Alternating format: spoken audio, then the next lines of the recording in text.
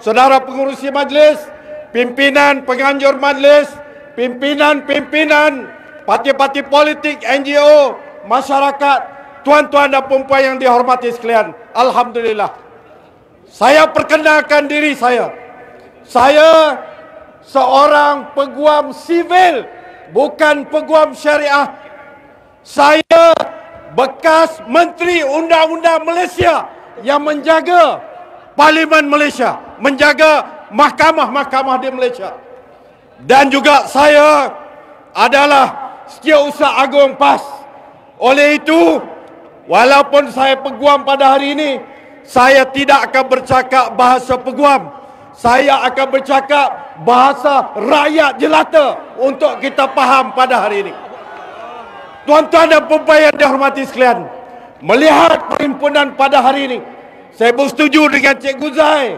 Kita ingat pada tahun 1950 yang lalu, lebih 50 tahun yang lalu, berlakunya satu peristiwa di Mahkamah Singapura, iaitu peristiwa Natrah.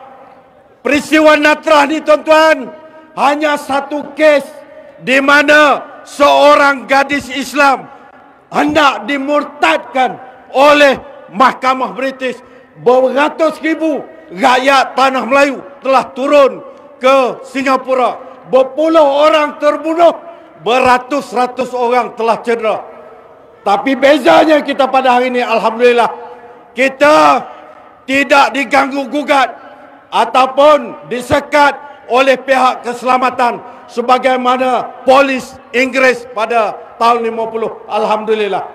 Tuan-tuan dan puan-puan yang dihormati sekalian, saya nak sebut kepada tuan-tuan, negara ini pada asalnya bernama Tanah Melayu.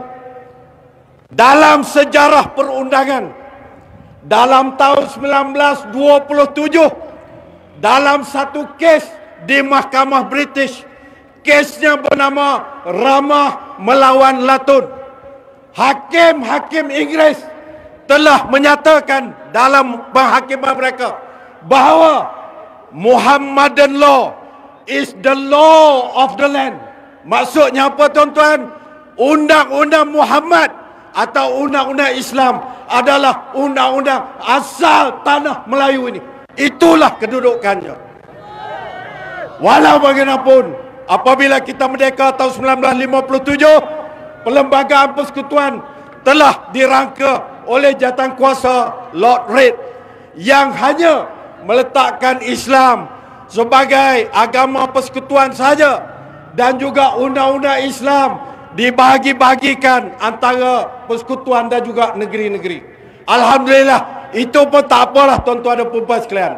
Jadi pada hari ini, daripada hasil perlembagaan semasa merdeka, kita negeri-negeri dibenarkan membuat undang-undang ataupun enactment syariah untuk digunapakai oleh orang Islam.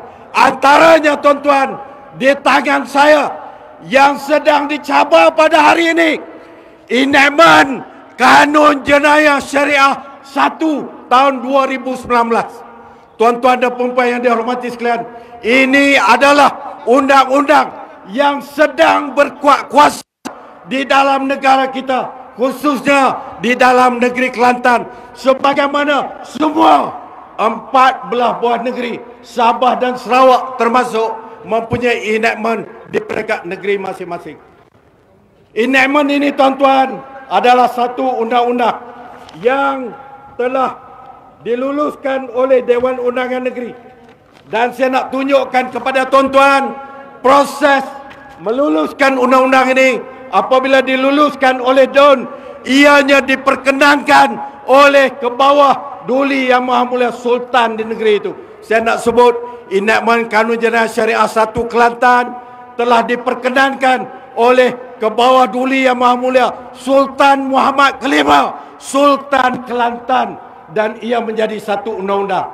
Telah digazetkan berkuat kuasa pada 31 Disember tahun 2020. Inilah kedudukan undang-undang yang ada pada hari ini.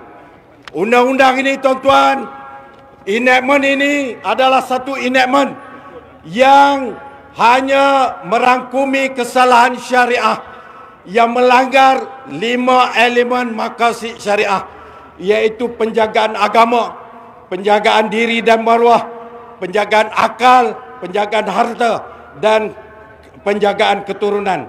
Dan juga enakmen ini, untuk makluman tuan-tuan dan puan-puan, hanya terpakai kepada orang Islam yang mukallaf dan melakukan kesalahan dalam negeri Kelantan sahaja.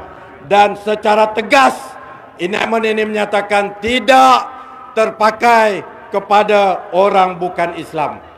Namun demikian tuan-tuan dan puan-puan sekalian, enakmen jenayah syariah negeri-negeri satu demi satu telah dicabar di mahkamah. Banyak kes-kes yang telah disebutkan tadi. Saya nak sebut kes Iki Putra Mubarak, seorang lelaki Islam yang dituduh meliwat di bawah Seksyen 28 enakmen jenayah syariah Selangor. Dalam masa membela diri, beliau mencabar Seksyen 28 ini di mahkamah ini. Dan mahkamah dalam kes Iki Putra membuat keputusan Seksyen 28 enakmen jenayah syariah Selangor tidak sah dan bercanggah dengan perlembagaan. Maka Iki Putra lepas daripada hukuman di bawah undang-undang syariah ini. Itu Iki Putra, tuan-tuan dan puan-puan sekalian.